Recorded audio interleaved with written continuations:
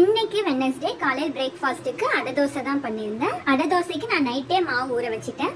ஊற வச்ச பருப்பு ஆட்டுறதுக்காக ஒரு மிக்ஸி ஜார்ல இஞ்சி, பூண்டு, மிளகு, சீரகம், கொஞ்சமா மஞ்சத்தூள் போட்டு தோசை மாவு பதத்துக்கு மாவை நல்லா ஆட்டி வச்சிடலாம்.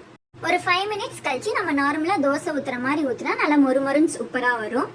லஞ்சுக்கு வெண்டைக்காய் புளிக்குழம்பு தான் பண்ணியிருந்தேன். மசாலாஸ் ஒரு பக்கம் நல்லா கொதிக்கிட்டும் குழம்புல வெண்டைக்காயை ஆட் பண்ணுறதுக்கு ஒரு பேனில் வெண்டைக்காய் நல்லா ஃப்ரை பண்ணிவிட்டு குழம்புல ஆட் பண்ணோம்னா ரொம்ப டேஸ்ட்டாக இருக்கும். வெண்டைக்காய் மீடியமாக ஃப்ரை ஆனது இப்போ நம்ம குழம்போட ஆட் பண்ணிக்கலாம். கடைசியாக தேங்காய் அரைச்சி ஊற்றி குழம்பு நல்லா கொதிக்க விட்டுடலாம்.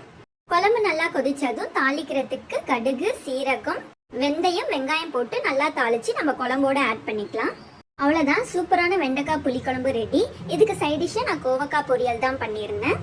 கோவக்காய் பொரியலுக்கு தண்ணி ஊற்றாமல் நம்ம ஆயிலே ஃப்ரை பண்ண மாதிரி ஃப்ரை பண்ணோம்னா ரொம்பவே சூப்பராக இருக்கும். மசாலாஸ்க்கு வெறும் மிளகாத்தூள், உப்பு மட்டும் ஆட் பண்ணியிருந்தேன். ஒரு 5 மினிட்ஸ் லோ ஃப்ளேம்லேயே வச்சு குக் பண்ணால் சூப்பரான கோவக்காய் பொரியல் ரெடி ஆயிரும். அவ்வளோதான், லஞ்ச் பாக்ஸ் பேக் பண்ணிடலாம்.